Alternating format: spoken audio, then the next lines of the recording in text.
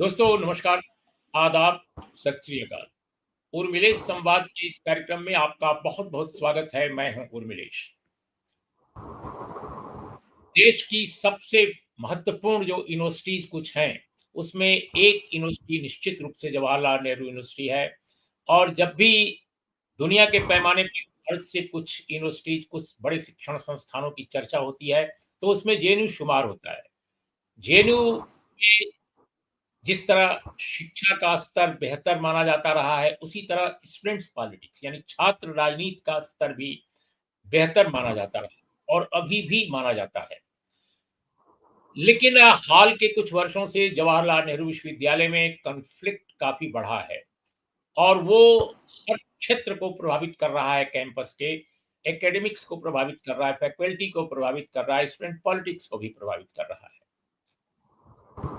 देखा कि हाल के दिनों में वहाँ काफ़ी क्लैशेज़ हुई और उसमें स्टेट मशीनरी भी काफ़ी उग्र अपने चेहरे के साथ सामने आई, लड़कों पर काफ़ी ज़ुल्म हुआ। हम उन सारी कहानियों पर नहीं जाएँगे, लेकिन आज की जो सबसे ताज़ा कहानी उस विश्वविद्यालय की है, जो अच्छी खबरों के कारण चर्चा में रहती है और हाल के कुछ वर्षों में जो बहुत हैरतअंगेज़ जो घटनाक्रम है, उनके कारण भी चर्चा में रही है। तो उस यूनिवर्सिटी में छात्र संघ के चुनाव हुए। जवाहरलाल नेहरू विश्वविद्यालय छात्र संघ यानी जेएनयू-एसयू। जेएनयू-एसयू के चुनाव में शुरू में ऐसा लगता रहा, मीडिया जब मैं देखता रहा, मीडिया वेबसाइट्स पर जब खबरें आती रहीं, ब्रेकिंग न्यूज़, तो लगता था कि इस बार एबीवीपी सभी सीटों पर कब्जा कर लेगी। कुछ ऐसी ही ब्रेकिंग खबरें आ रही थीं कि अब एबीवीपी जो है इस बार के चुनाव में पूरी जेएनयू पर एक तरह से सारी सीटों पर जो सेंट्रल पैनल की सीटें हैं, लगभग कब्जा करने की स्थिति में आ गई है। लेकिन जब नतीजे आए, देर रात वहाँ आम तौर पे नतीजे आते हैं, तो हमें सुबह पता चला कि जो रिजल्ट आए हैं वो प्रेसिडेंट के पद पर नीतीश कुमार चुनाव जीते हैं आयसा के, ऑल इंडिया स्टूडेंट्स एसोसिएशन के। मनीषा जीती हैं डीएसएफ की, उपाध्यक्ष के लिए डीएसएफ के मुंतहा फातिमा जीती हैं और एबीवीपी के वैभव मीणा जीते हैं। तो इस तरह से आयसा और डीएसएफ के बीच में अलायंस था। इस अलायंस के जो उम्मीदवार के रूप में 3 जीत गए, यानी सेंट्रल पैनल पर लगभग लेफ्ट यूनिटी या लेफ्ट की जो अलायंस है, वो चुनाव जीत गया है। लेकिन इस बार एक तो ज्वाइंट सेक्रेटरी पद पर एबीवीपी का आना और साथ-साथ जो काउंसिल है जेएनयूएसयू की, वो 45 सदस्यों की है और उसमें माना जा रहा है कि 20 के आस-पास सीटें एबीवीपी ने जीती हैं। 20 सीटें। अब मैं नहीं जानता कि ये पिछले 15 साल, 10-15 सालों में एबीवीपी का सबसे शानदार रिकॉर्ड है या क्या, मैं नहीं जानता। लेकिन एक बार जेएनयू में 2000 में, सन 2000-2001 के बीच में प्रेसिडेंट भी चुनाव जीत चुका है, संदीप महापात्रा। तो जॉइंट सेक्रेटरी का इस बार जीतना मैं समझता हूँ कि महत्वपूर्ण तो है, लेकिन काउंसिल की सीटों पर इतना ज़्यादा सीटें पाना भी बहुत महत्वपूर्ण है। दोस्तों, इस बार चुनाव की एक और खास विशेषता रही, इसके बाद हम अपने एक मेहमान के साथ आपको जोड़ेंगे और हम चर्चा करेंगे। लेकिन इस बार ये भी एक महत्वपूर्ण घटनाक्रम रहा कि student Federation of India, All India Student federation, इस तरह के जो ऑर्गेनाइजेशन है, वो जो लेफ्ट की और जो तंजीमें हैं, जैसे ऑल इंडिया स्टूडेंट फेडरेशन है, डीएसएफ है, इनके साथ वो गठबंधन नहीं उसने किया और किन कारणों से ये गठबंधन नहीं हुआ, ये भी हम देखेंगे। बापसा जैसा संगठन वो भी क्यों नहीं इसमें जुड़ पाया, ये भी हम देखेंगे। लेकिन निश्चित रूप से जेएनयू की जो राजनीति है, कई बार नेशनल पॉलिटिक्स को सीधे तो नहीं, लेकिन एक वैचारिक स्तर पर प्रभावित करती है। बहुत सारे लोग मजाक में कहते थे एक जमाने में, जब लेफ्ट फ्रंट की सरकारें 3 स्टेट से हटकर एक स्टेट यानी केवल केरल में रह गई। पहले त्रिपुरा था, बंगाल था, केरल था। लेकिन जब बंगाल और त्रिपुरा हट गया, केवल केरल रह गया, तो लोग कई बार लेफ्ट पर जो मजाक करने वाले लोग थे, वो कहते थे नहीं, एक और स्टेट है, वो जेएनयू है। लेकिन जेएनयू में भी इस बार Student Federation of India, All India Student Federation, लगभग उनकी उनकी बहुत बुरी स्थिति रही है। क्यों रही है? और जेएनयू की जो अभी जो लड़ाई में जो जीत हासिल हुई है एआईएसएफ और डीएसएफ की, उसका क्या मतलब है? ये बहुत महत्वपूर्ण सवाल है और बेहतर होगा कि जो लोग मेन स्ट्रीम में हैं वहाँ उनसे बात की जाए। तो हमने इसके लिए आज आमंत्रित किया है धनंजय कुमार को। धनंजय इस वक्त जवाहरलाल नेहरू विश्वविद्यालय के छात्र संघ के अध्यक्ष हैं। जब मैं उनसे बात कर रहा हूँ, तब भी वो अध्यक्ष हैं जेएनयू-एसयू के, और नई जो टीम आएगी, वो इन्हीं के संगठन के जो अध्यक्ष हैं, नीतीश कुमार, जो जीते हैं, वो उसको टेक ओवर करेंगे। तो सबसे पहले तो धनंजय, एक औपचारिकता ज़रूर है कि मैं आपको बधाई दूँ कि आपके संगठन ने अच्छी जीत हासिल की है। इसके बावजूद कि जितना सोचा होगा आप लोगों ने, शायद उतनी नहीं है। लेकिन फिर भी आप लोगों ने जो नारा लगाते हैं आप लोग कैंपस में, लाल सलाम जय भीम, तो वो जो नारा इस बार भी मैं देख रहा था कि वो गूंज रहा था। बहुत सारे लोग जो विक्ट्री मार्च में शामिल थे, इस तरह के नारे लगा रहे थे। तो ये जो आपके यहाँ नारा लगता है, पहले जेएनयू में केवल लाल सलाम नारा लगता था लेफ्ट की ओर से, और दूसरी तरफ से अलग ढंग के नारे लगते थे, थिंकर्स होते थे या एसडीएस होता था, तमाम संगठन होते थे। ये पहला तो सवाल ये है कि आप लोगों के विक्ट्री मार्च में लाल सलाम जय भीम नारे का क्या मतलब है? क्या इसको कुछ आइडियोलॉजिकली आप समझाने की कोशिश करेंगे हमारे श्रोताओं और हमारे दर्शकों के लिए? सबसे पहले तो बहुत शुक्रिया उर्मिलेश जी बुलाने के लिए, और साथ ही साथ आपके तमाम दर्शकों को बहुत शुक्रिया। इस बार एक जीत हुई है हमारी, फिर से एक जीत हुई है हमारी। और जहाँ तक कैंपस में हम जानते हैं कि ये कैंपस लेफ्ट के लिए एक जगह रही है, और तमाम छात्र जो आते हैं हर इलाके से, दूर-दराज के इलाके से यहाँ पढ़ने के लिए, 12वीं करके आते हैं बीए में, फिर उसके बाद एमए में जाते हैं। तो जहाँ अगर बाहर लेफ्ट है नहीं है उस तरह से, अगर मान लेते हैं उन इलाकों में, उसके बावजूद भी विश्वविद्यालय में आते हैं, तो समझते हैं कि यहाँ कौन है कि जो बराबरी की बात कर रहा है। कौन है जो कहता है कि सभी के लिए विश्वविद्यालय, सबसे कम दाम में विश्वविद्यालय, सभी हाशिए पर के लिए विश्वविद्यालय खुला रहे। तो साफ तौर पे देखते हैं कि वहाँ यहाँ पे लेफ्ट मौजूद है। जिस तरह से बाहर हम बात करते हैं, देश के अलग-अलग हिस्से में बात करते हैं, वही हम विश्वविद्यालय में बात करते हैं। तो एक कह लीजिए कि एक छोटे कैंपस में या 1000 एकड़ के कैंपस में वो हमारी बात को बहुत आसानी से समझ जाते हैं, और इस चीज़ को लेकर समझते हुए वो लेफ्ट के साथ जुड़ते हैं, उनको वोट भी करते हैं, उनको जिताते भी हैं। और जहाँ रहा बात कि 2000, कह लीजिए कि 2014-15 के बाद एक सरकार आती है और लगातार कोशिश करती है कि संविधान पर हमला करे। लगातार कोशिश करती है कि इस देश की जो फैब्रिक है, मतलब इस देश के तमाम धर्म के लोग एक साथ रहते हैं और एक साथ इस देश में जीते हैं। तो कह लीजिए कि एक विश्वविद्यालय के छात्र होने के नाते एक ज़िम्मेदारी है हमारा कि जो जो सरकार संविधान को तोड़ने की कोशिश करती है, संविधान को कुचलने की कोशिश करती है, बाबा साहब भीमराव अम्बेडकर के संविधान को कुचलने की कोशिश करती है, तो उस दौर में हम उस संविधान को बचाने के लिए आगे आएँ। और इसलिए जहाँ लाल सलाम के नारे लगते हैं, वहीं जय भीम के भी नारे लगते हैं। और कह लीजिए कि अम्बेडकर, भगत सिंह, चंदू का एक कैंपस है, और उन्हीं के सिद्धांतों, उन्हीं के वादों और उन्हीं के कह लीजिए सपनों के साथ हम यहाँ पे जी रहे हैं और लड़ रहे हैं, संघर्ष कर रहे हैं। तो एक सवाल जो पूरे देश के जो लोकतंत्र में यकीन करने वाले लोग हैं, या जो जवाहरलाल नेहरू विश्वविद्यालय की छात्र राजनीति में थोड़ी भी जिनकी रुचि है, उनको ये देखकर बड़ा आश्चर्य हुआ कि पिछले चुनाव में आयशा और बीएसएफ या एसएफआई, एएसएफ सब मिल के चुनाव लड़े थे। अब माना ये जा रहा है कि इस समय Bharatiya Janata party, RSS, ABVP, जो भी इस तरह के संगठन, संघ परिवार से जुड़े संगठन हैं पूरे देश में, वो ये राजनीति के लिए, लोकतांत्रिक राजनीति के लिए, संवैधानिक मूल्यों के लिए माना जाता है। वे लोग मानते हैं, खासकर जो लोकतांत्रिक मूल्यों की राजनीति के ध्वजवाहक अपने को मानते हैं, कि भई एक बड़ा चैलेंज है। और वो चैलेंज इसलिए भी है कि एबीवीपी, संघ परिवार, बीजेपी की राजनीति को जनता का मैंडेट मिल रहा है। ऐसा नहीं कि वो जबरन कब्जा करके आ रहे हैं, उनको उनको वोट मिल रहा है, वो सरकार में आ रहे हैं। तो माना जाता है कि वो बड़ा चैलेंज है। तो इस चैलेंज के दौर में आपका अलायंस क्यों टूट गया? हालाँकि टूटा नहीं, हमारा एक यूनाइटेड लेफ्ट का अलायंस एक मजबूत अलायंस है, इसीलिए हमने सबसे ज़्यादा सीटों पर वहाँ काबिज़ हुए हम। हम 4 में से 3 सीट जीते हैं, तो ये टूटा हुआ अलायंस नहीं है, एक यूनाइटेड लेफ्ट की जीत है। और सही बात है कि अगर और संगठन के साथ वो आते हैं हमारे साथ, जबकि हमने बहुत भरसक बहुत कोशिश की कि वो तमाम संगठन यहाँ रहें, मौजूद रहें, साथ में रहें। लेकिन हाँ, उनकी अलग महत्वाकांक्षा की वजह से वो हमसे अलग होकर चुनाव लड़ना उनको ज़्यादा बेहतर लगा। लेकिन इसका हमने नहीं चाहा कि इसका खामियाज़ा कैंपस को भुगतना पड़े, इसीलिए हमने बहुत जी-तोड़ मेहनत की इस कैंपस के छात्रों ने हमें सराहा और हमें 4 में से 3 सीट सेंट्रल पैनल पे हमें दिया, क्योंकि उनको मालूम है कि कौन है कि जो संघर्ष इस कैंपस में लगातार कर रहा है और लगातार छात्रों के बीच में है। 2005 के बाद से अभी तक तकरीबन 20 साल हो गए हैं।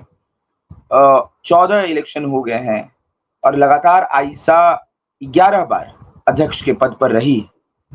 तो हमने इस कैंपस के लोगों ने, इस कैंपस के छात्रों ने हमेशा से आयशा पर भरोसा जताया है और जब 2015 में कह लीजिए कि जॉइंट सेक्रेटरी एबीवीपी जीता था, तो हमारी ज़िम्मेदारी थी कि इस कैंपस में जो एक बड़ा नेक्सस बना हुआ है, आरएसएस का, एबीवीपी का, इस कैंपस के प्रशासन का, इस देश की सरकार का, इसके खिलाफ हमें भी एक मजबूत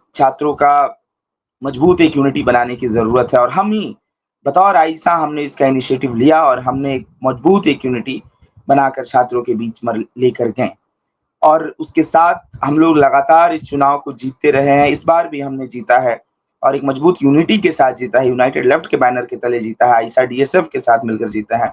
और वही है कि जो साथी नहीं आ पाए हैं, उनको एक बार फिर से चिंतन करना चाहिए कि हमें एक बार फिर से मिलकर लड़ना चाहिए चुनाव। और हम वही है कि इस कैंपस के छात्र देख रहे हैं और ये कैंपस सिर्फ संगठन से नहीं चलता है, इस कैंपस के छात्र एक साथ मिलते हैं तब चुनाव कोई जीतता है, कोई हारता है।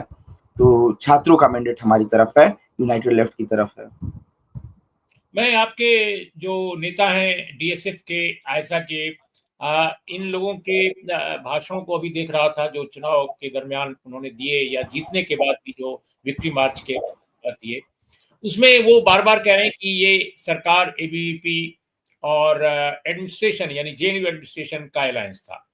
ये क्या मतलब जेएनयू एडमिनिस्ट्रेशन और एबीवीपी के अलायंस का क्या मतलब है? आप कुछ हमें बताएँ दर्शकों को। इसमें सर 2 चीज़ें हैं। एक तो है कि जिस तरह की नियुक्तियाँ कैंपस में की जा रही है पिछले 10 सालों से, आप वो तमाम लोग पहली प्रायोरिटी रख दी गई है कि आप आरएसएस के होंगे, जो नियुक्तियाँ प्रोफ़ेसर्स की हो रही है। दूसरी प्रायोरिटी है कि आप इनकॉम्पिटेंट होंगे, कि आपको पढ़ाना नहीं आता होगा। तो इस तरह की नियुक्तियाँ कैंपस में हो रही है और उनको ज़िम्मेदारी दी गई है इस कैंपस में, कि आप इस कैंपस में एबीवीपी को जितवाएँगे। ऐसे प्रोफ़ेसर्स अपने पीएचडी स्कॉलर्स को फ़ोन कर के चाहते हैं कि वोट ट्रांसफ़र करवाना। जो पीएचडी स्कॉलर हैं उनको लालच दिया जाता है, जानी इस बेरोज़गारी के दौर में छात्रों को लालच दिया जाता है प्रशासन की तरफ से कि तुम्हारी नौकरी लगवा देंगे। फिर तुमको कोई और काम दिलवा देंगे। एमए के स्टूडेंट्स को कहा जाता है कि पीएचडी में एडमिशन ले लेंगे और यही हुआ। जिस तरह का कह लीजिए कि एंट्रेंस का पैटर्न आया नेट के थ्रू और परसेंटाइल के थ्रू, तो उसमें पूरा का पूरा वेटेज जो जाता है वो इंटरव्यू बेस्ड हो जाता है और इंटरव्यू में ज़्यादातर आरएसएस के एबीवीपी के टीचर्स बैठे और ज़्यादा से ज़्यादा संख्या में उन्होंने एबीवीपी और उस विचारधारा से जुड़े हुए छात्रों को एडमिशन दिया। ये बहुत साफ यहाँ पे हमें दिखाई देता है। तो ये जो नेक्सस बना हुआ है और अब देखिए कि इस कैंपस जो सरकार मौजूदा सरकार है, वो हर तरीके से हम पर हमला कर रही है। फंड कट जो हम बार-बार बोल रहे हैं कि हमारा फंड कट बहुत ज़्यादा हुआ है। हमारे रिसर्च में, हमारे लाइब्रेरी में और हमारे हॉस्टल्स में, इंफ्रास्ट्रक्चर के स्तर पे हर जगह फंड कट की गई है। हम वाइस चांसलर के पास कोई भी सवाल लेकर जाएँ, हम मतलब छोटा से छोटा सवाल लेकर जाएँ, उस पर भी उनका कहना है कि हमारे पास पैसा नहीं है। आपका फीस बढ़ेगा तब हम कुछ कर सकते हैं। उसी के साथ और उसी तरह से सरकार भी हमें पैसा नहीं दे रही है और दूसरा है कि राजनीति के स्तर पे देख लीजिए किस तरह से बार-बार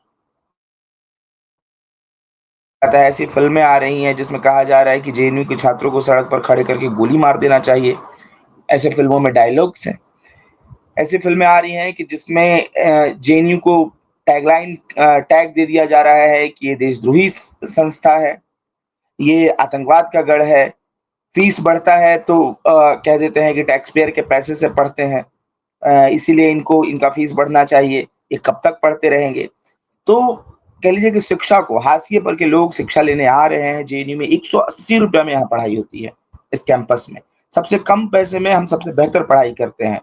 वैश्विक स्तर पे हम अपना परचम लहराते हैं और हिंदुस्तान हिंदुस्तान में कह लीजिए कि हम सबसे बेहतर यूनिवर्सिटी के तौर पे जाने जाते हैं। लेकिन इसके साथ-साथ हम सवाल भी करते हैं, हम क्रिटिक भी करते हैं, हम प्रोटेस्ट भी करते हैं। इसीलिए सरकार बार-बार हम पर हमला कर रही है और ये सारे सवाल हमारे लिए महत्वपूर्ण हैं। और यही जब हम सारी कड़ी को जोड़ते हैं, तो हम देखते हैं कि परिषद, एबीवीपी, आरएसएस, प्रशासन उसके साथ-साथ देश की सरकार, सब एक-दूसरे से जुड़े हुए हैं। एक बड़ा नेक्सस इनका बना हुआ है कि जैसे हम कोई प्रोटेस्ट करें किसी सवाल पर, हम किसी भी तरह के सवाल पर अगर प्रोटेस्ट करते हैं तो हम पर तुरंत फाइन आ जाता है, प्रोक्टोरियल इंक्वायरी आ जाती है। लेकिन परिषद के लोग इस कैंपस में आम छात्रों को घूमकर लाठियों से मारते हैं, महिलाओं को गाली-गलौज करते हैं, रात में चलते हुए लड़कियों को सड़क पर छेड़ते हैं, उसके बावजूद उन पर कोई कार्रवाई नहीं होती है। तो ये साफ पता चलता है कि कौन किसकी तरफ है। तो प्रशासन, देश की सरकार, आरएसएस पूरी तरह से जेएनयू के छात्रों के खिलाफ है, आइडिया ऑफ जेएनयू के खिलाफ है, आइडिया ऑफ यूनिवर्सिटी के खिलाफ है। तो ये नेक्सस के खिलाफ हमारी एक मजबूत छात्रों की यूनिटी है। आइसा और डीएसएफ के साथ लोगों ने मिलकर लड़ा चुनाव और हम जीते चुनाव। लेकिन जो दूसरे संगठन जो इस मुद्दे पर आप ही की तरह अब तक आवाज उठाते रहे हैं, चाहे वो बहुजन समाज से जुड़े अपने को बताने वाले संगठन हों या पार्टियों के संगठन एसएफआई एसिप की तरफ से, आपने चर्चा की मेरे एक सवाल के जवाब में कि अपनी महत्वाकांक्षाओं के कारण वो शायद अलग लड़े। तो क्या महत्वाकांक्षा है? क्या वो ये चाहते थे कि उनको ज़्यादा से ज़्यादा सीटें दी जाएँ या प्रेसिडेंट की सीट दी जाए? क्या मुद्दे थे जिस पर कि ये गतिरोध पैदा हो गया था? नहीं, एक सही बात है कि वो जैसे एक संगठन जो एसएफआई है, वो उनकी स्ट्रेंथ इस कैंपस में बहुत ज़्यादा है नहीं। और जो कि इस चुनाव ने, इस परिणाम ने शो भी किया कि आप बहुत स्ट्रेंथ में बहुत ज़्यादा नहीं हैं। और दूसरी चीज़ है कि संगठन सिर्फ चुनाव जीतने भर नहीं होता है। जेएनयू से सिर्फ चुनाव जीत कर अ, अखबार में नाम आ जाए इतना तक नहीं होता है। पूरे साल भर आपको स्ट्रगल में रहना पड़ता है। साल भर आपको मोबिलाइज़ेशन करना पड़ता है, साल भर आपको संघर्ष करना पड़ता है, आपको झुकना नहीं पड़ता है। तो आपके पास अगर संख्या रहती है तो आप मोबिलाइजेशन करते हैं, आप संघर्ष करते हैं, छात्रों को जोड़ते हैं, छात्रों को इकट्ठा करते हैं, प्रशासन से आँख में आँख मिलाकर बात कर सकते हैं। ये इस स्ट्रेंथ का सवाल है। और बतौर आइसा हम उस स्थिति में हैं और जैसा मैंने बताया है कि पिछले 14 इलेक्शन में 11 बार हमने इस चीज़ को साबित किया है कि हम लड़ने वाले लोग हैं। और इसीलिए हमने बार-बार तब भी उनसे इल्तिजा की कि आइए साथ में लड़ते हैं। लेकिन उन्होंने एक हठ, उनकी एक ज़िद ने कैंपस पर हमला किया है और उनकी हठ ने कह लीजिए कि एक अलग यूनिटी बनाई जिसका परिणाम इस कैंपस के छात्रों ने दे दिया, इसका मैंडेट छात्रों ने दे दिया। तो क्या उनकी जिद केवल अध्यक्ष पद की थी या कोई और भी मुद्दा था? सिर्फ़ अध्यक्ष पद की। तो क्या आप लोगों ने उनसे वादा किया था कि अगले चुनाव में आपको हम अध्यक्ष बनाएँगे, जैसे जिस चुनाव में आप चुनाव जीत कर आए? क्या आप लोगों ने उनको नहीं, वादा किया था अगले चुनाव में हम देंगे इ आपको सीट? सर इस तरह के वादे नहीं होते हैं। मतलब हमने ये कहा था कि आप संगठन बनाइए। ये कैंपस एक लोकतांत्रिक कैंपस है, सबकी ज़िम्मेदारी है कि अपने स्तर पर इस कैंपस को और डेमोक्रेटाइज़ करना, अपने स्तर पर और अपने संगठन को बेहतर करना। लेकिन वो इस काम में शायद बेहतर नहीं हो पाए, उस तरह से नहीं बना पाए और इस तरह के कोई वादे इस कैंपस में आज तक नहीं हुए हैं। और ऐसा ऐसा भी नहीं है कि लेफ्ट पार्टियाँ जहाँ जीतीं कई सालों तक, वहाँ पे किसी और संगठन को मुख्यमंत्री बनने मिला। अगर मैं बताऊँ अगर सीपीएम जीत रही है केरला में, बंगाल में, तो ऐसा नहीं है कि फॉरवर्ड ब्लॉक के किसी को मुख्यमंत्री बनाया गया। तो इस तरह का रोटेशन का सिस्टम यहाँ नहीं है, यहाँ है कि आप जो संघर्ष करेगा, जो संघर्ष में शामिल रहेगा, जिसको छात्रों का भरोसा जिनको हासिल रहेगा, वो चुनाव लड़ेंगे, वो अध्यक्ष पद पे लड़ेंगे, वो उपाध्यक्ष पद पे लड़ेंगे, वो सचिव लड़ेंगे, वो संयुक्त सचिव लड़ेंगे, वही लोग लड़ेंगे। लेकिन देखिए, मेरा एक सवाल है कि सुदूर का कोई अगर कैंपस होता, तो माना जा सकता था कि कम्युनिकेशन गैप है, लेकिन ये दिल्ली में जवाहरलाल नेहरू विश्वविद्यालय है और लेफ्ट पार्टीज़ जो पूरे देश में, देश के पैमाने पर एक क्राइसिस का सामना कर रही हैं। लेफ्ट जो है कमज़ोर हो रहा है। स्टेट पॉलिटिक्स आप देख लीजिए, सीपीआईएम के नेतृत्व वाला जो लेफ्ट फ्रंट है, आज केवल वो केरल में बचा है सत्ता में, 2 स्टेट गँवा बैठा है।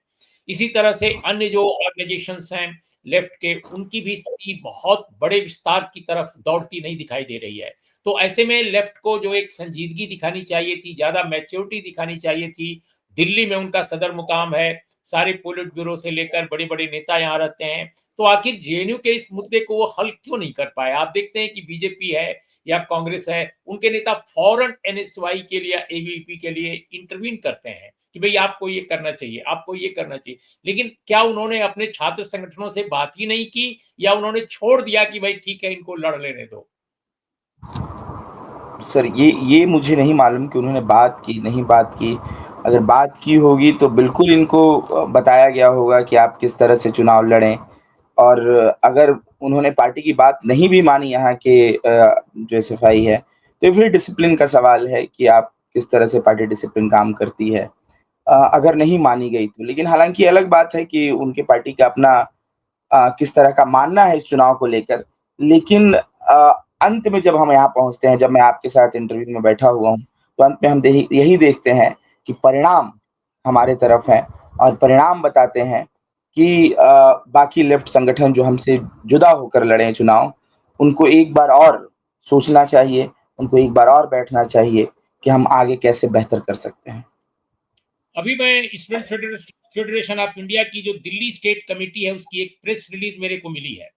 वो मैं उसको देख रहा था और उस प्रेस रिलीज में स्टूडेंट फेडरेशन ऑफ इंडिया के 2 बड़े नेताओं ने कहा है, प्रेसिडेंट और जनरल सेक्रेटरी ने, कि जेएनयू का जो नतीजा आया है, वह लेफ्ट के एकजुट रहने से और बेहतर आता और लेफ्ट का एकजुट रहना चाहिए था लेफ्ट को, लेकिन वो नहीं रहा और इसलिए बिखराव का जो नतीजे पर असर है वो दिखाई पड़ रहा है।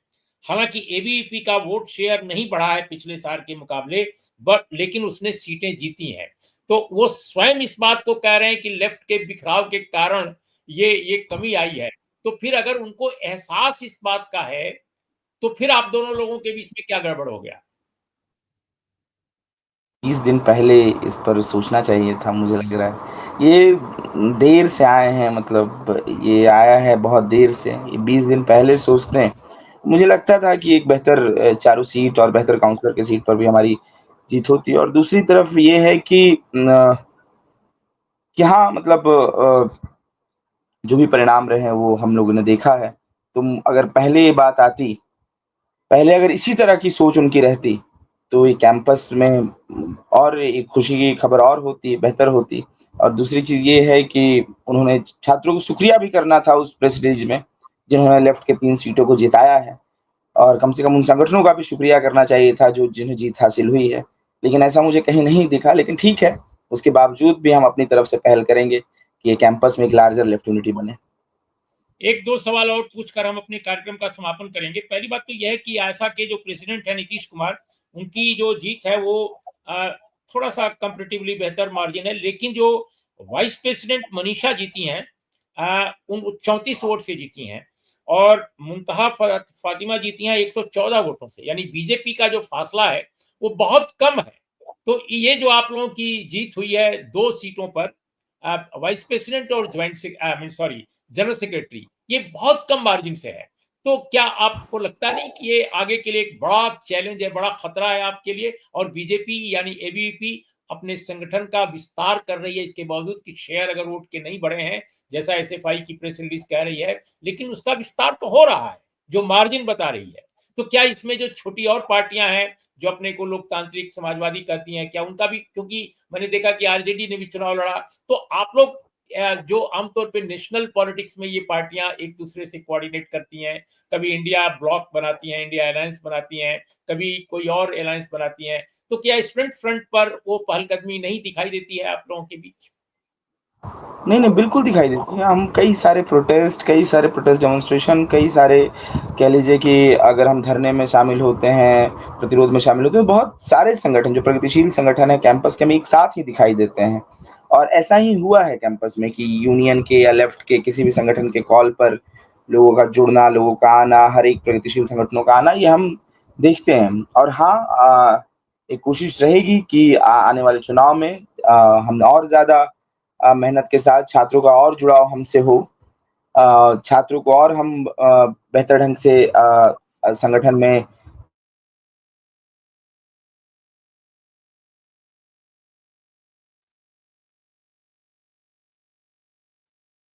मेहनत कर रही है, उससे दुगने तेज़ी से हमें मेहनत करने की ज़रूरत है। ये भी हमें एक संदेश जाता है इस पूरे मार्जिन से।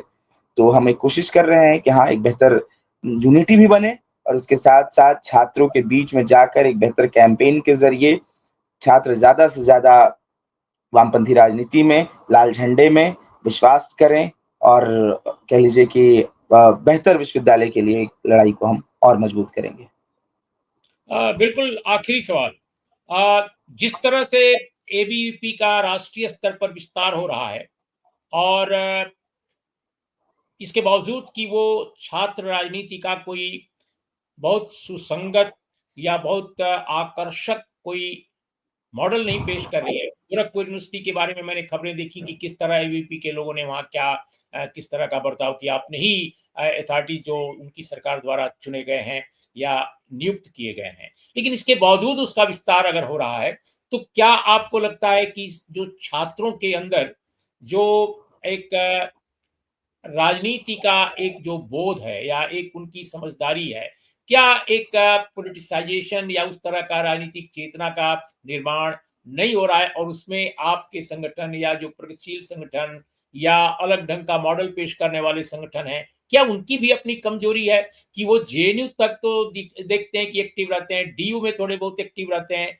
लेकिन देश के जो दूसरे विश्वविद्यालय हैं, खासकर सुदूर के विश्वविद्यालय और खास तौर पे यूपी, बिहार और झारखंड या मध्य प्रदेश, राजस्थान, इन यूनिवर्सिटीज से जो ये लेफ्ट ऑर्गेनाइजेशन या डेमोक्रेटिक अपने को सेकुलर कहने वाले ऑर्गेनाइजेशन हैं स्टूडेंट्स के या छात्र युवाओं के, वो बहुत ज्यादा सक्रिय नहीं दिखाई देते। यदा कदा कभी कोई एक चमक दिखाई देती है जहां कोई एक ऑफिस पीरियड चुनाव जीत जाता है और फिर लोग उस नारे लगाते हुए जुलूस निकालते हैं और बात खत्म हो जाती है, लेकिन कैंपस की राजनीति में वो कोई बदलाव नहीं ला पाते।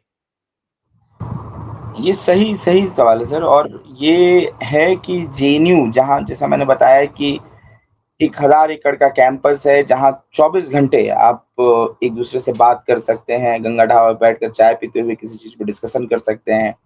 पब्लिक मीटिंग, पब्लिक डिबेट का कल्चर है। तो ये बहुत आसान एक ज़रिया हो जाता है कि आप अपनी बातों को समझा देना। और जहाँ तक और सुदूर के विश्वविद्यालय हैं, जहाँ पे हॉस्टल की बहुत सुविधा नहीं है, जहाँ छात्र एक जगह नहीं रह पाते हैं, छात्र कह लीजिए कि दूर-दूर रहते हैं, तो अपनी बात को कह पाने के लिए आपको रिसोर्स की भी ज़रूरत होती है, जिसमें कमी है, हमारे पास कमी है इसमें। लेकिन उसके बावजूद हम एक कोशिश करते हैं कि एक प्रगतिशील राजनीति वहाँ तक पहुँचे और छोटे-छोटे पब्लिक मीटिंग्स के ही ज़रिए डिबेट डिसेंट के कल्चर हम कोशिश करते हैं कि बने और एक चीज़ है कि हमारे पास देने के लिए संघर्ष है, हमारे पास देने के लिए एक आइडिया है, एक आइडियोलॉजी है, एक समाज बदलने की चेतना है, लेकिन सामने वाले के पास देने के लिए नौकरी भी है, एडमिशन भी है। तो ये सारी चीज़ें हैं उसके पास मौजूद, लेकिन उसके बावजूद हम लोग झारखंड में, बिहार में, छत्तीसगढ़ में, उड़ीसा में, अलग-अलग जगह पे संख्या में, काडर में कम हो सकते हैं, लेकिन जज़्बे में बहुत कम नहीं हैं हम लोग। उसी चेतना के साथ हम जाते हैं अपनी बात लेकर, हम कोशिश करते हैं कि दिल्ली से भी कोई विश्वविद्यालय के कोई प्रोफ़ेसर वहाँ जाके अपना पब्लिक मीटिंग करें, हम कोशिश करते हैं कि कोई यहाँ से कोई कहीं से गीतकार यहाँ आके परफ़ॉर्मेंस करे। तो इस तरह का एक एक्सचेंज हम कोशिश करते हैं कि बड़े विश्वविद्यालय और जो भी अलग-अलग सुदूर जगह के विश्वविद्यालय हैं, उसमें हो और एक एक कह लीजिए कि एक प्रगतिशील राजनीति देश भर में फैले, हर एक विश्वविद्यालय में जाए, एक कोशिश है।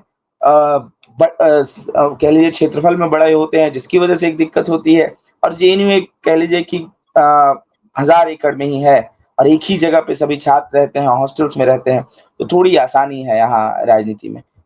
बिल्कुल, आखिरी सवाल, आप का जो अध्यक्षता का कार्यकाल है, समाप्त हो रहा है और नए अध्यक्ष कार्यभार सँभालेंगे, तो जहाँ तक मुझे याद आ रहा है, आप संभवतः पीएचडी कर रहे हैं। जी, जी, जी। तो आपका आगे क्या कार्यक्रम है? क्या आपने क्या सोचा है अपने अपने करियर के बारे में? बिल्कुल आखिरी जी, सवाल। नहीं, हमारे लिए विश्वविद्यालय में जिस तरह से हम लोग आते हैं और विश्वविद्यालय में छात्र राजनीति में आते हैं, तो हमारी ज़िम्मेदारी भी है कि आगे हम विश्वविद्यालय को या फिर हम जहाँ से आते हैं, वहाँ के लोग ज़्यादा से ज़्यादा विश्वविद्यालय में आ पाएँ। और मुझे लगता है कि राजनीति एक ज़रिया है कि आप सड़कों पर उतर के संघर्ष करके कह लीजिए कि लोगों को प्रभावित करते हैं, साथ ही साथ पॉलिसी के स्तर पे बदलाव के लिए आप लड़ते हैं।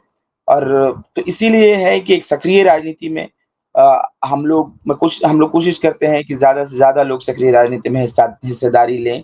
ज़्यादा से ज़्यादा लोग आगे कह लीजिए कि लेफ्ट की राजनीति को बेहतर करें। हमारे यहाँ से बहुत लोग निकले हैं, सुचिता डे हैं, संदीप सौरभ हैं, कई स कॉमरेड चंदू हैं, कई लोग जो अपने यहाँ से विश्वविद्यालय से निकले और अपने गाँव में, अपने इलाकों में, अपने सड़कों पर उन्होंने संघर्ष किया है। तो इस तरह की राजनीति में जाने की महत्वाकांक्षा है मेरी और साथ ही साथ पीएचडी चल रहा है, उसको भी कंप्लीट करते हुए राजनीति करना चाहता हूँ मैं। चलिए बहुत-बहुत शुभकामनाएँ आपको धनंजय, और साथ में आप लोगों की जो भले ही मार्जिन कम हो और भले ही आपके लेफ्ट ऑर्गेनाइजेशन में विभाजन हो, लेकिन जो एक जीत हुई है उसके लिए फिर आपको बधाई, शुभकामनाएँ। नमस्कार दोस्तों, बहुत आपको कैसा लगा ज़रूर बताइएगा। इसी के साथ चर्चा का समापन करते हैं। Thank you Dhananjay, thank you. Thank you sir.